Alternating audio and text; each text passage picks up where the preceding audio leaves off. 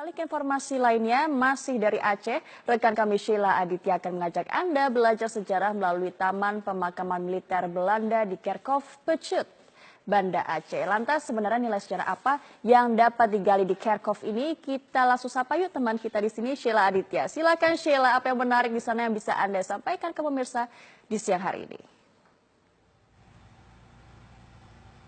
Ya, Ajeng dan juga pemirsa, lebih dari 2.000 serdadu Belanda, para penjajah Aceh dimakamkan di Kerkhof Pecut ini.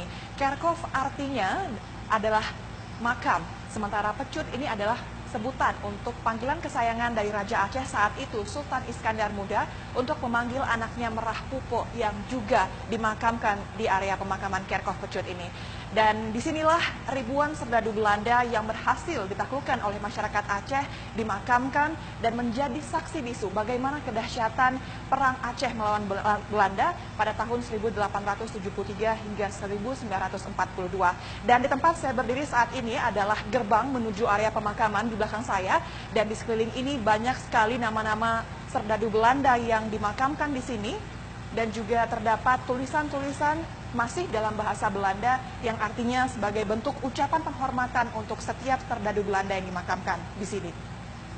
Area pemakaman ini merupakan area pemakaman militer Belanda terluas di luar negeri Belanda, dan ini yang terletak di pusat kota Banda Aceh menjadi salah satu situs sejarah yang dimiliki Aceh.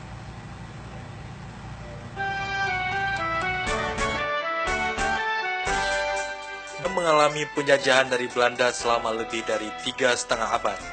Selama itu pula, berjuang menjatuhkan kekuasaan Belanda. Di Aceh, perlawanan juga dilakukan, hingga akhirnya para serdadu Belanda tewas dan dimakamkan di sebuah pemakaman Kerkhof Pecut.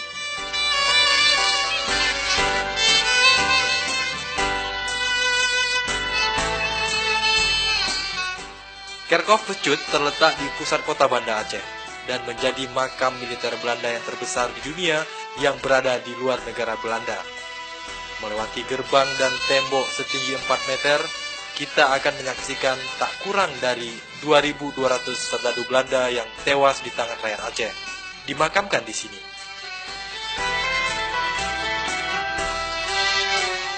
Batu nisan dalam berbagai ukuran dan berwarna putih tertata rapi dan menunjukkan nama-nama serdadu Belanda yang dimakamkan.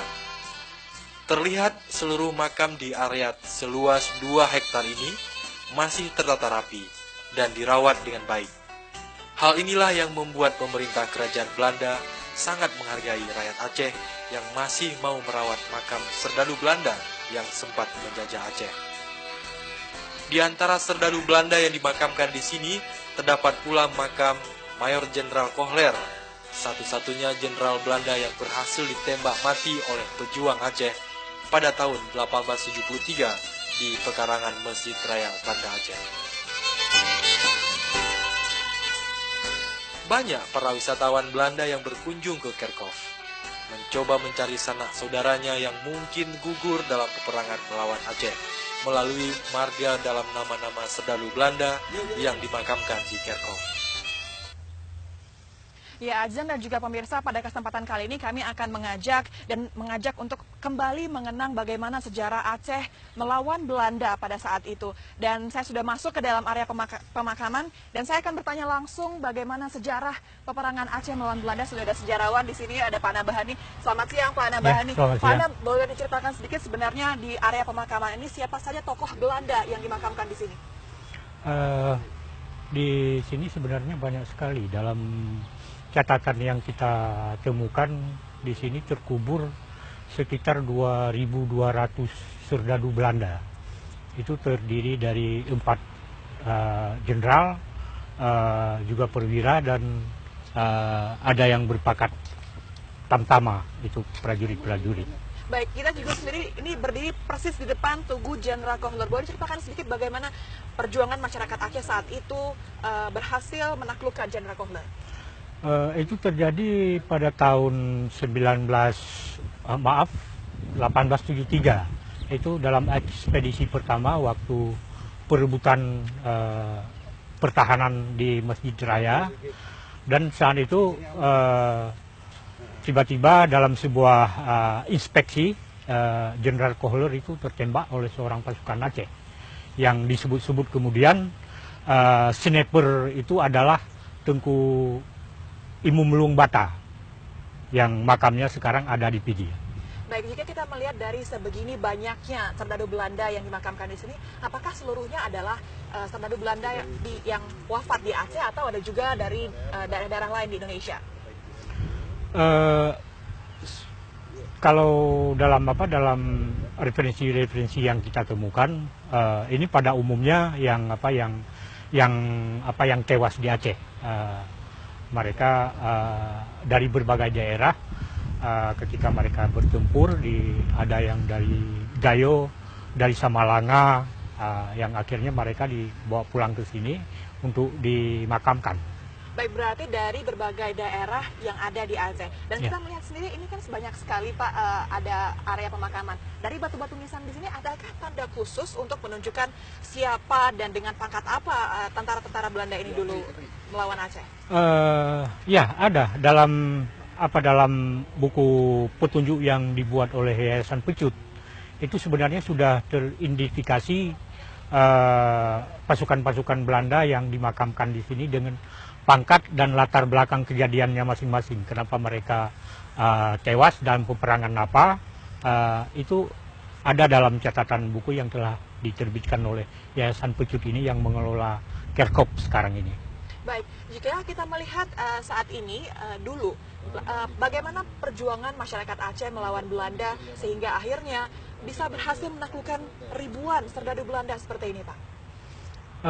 Itu sebenarnya lebih kepada strategi yang dibuat orang Aceh, itu adalah strategi perang gerilya. Artinya pasukan Aceh itu sering bertempur pada malam hari. Jadi siang harinya mereka kembali ke gunung sambil mengintip pos-pos mana yang ingin diserang pada malam hari. Baik Pak, berarti ada strategi khusus. Dan kita melihat Pak, jika memang ini adalah serdadu Belanda yang menjajah masyarakat Aceh, Bapak sendiri melihat kenapa sih masyarakat Aceh masih mau merawat para penjajah yang sudah mungkin dulu mengambil banyak hak-hak dari masyarakat Aceh? Ini sebenarnya begini, sebelumnya ini komplek Kerkop ini yang sering disebut dengan Pecut, memang agak kurang terurus. Jadi pada tahun 1976 itu ada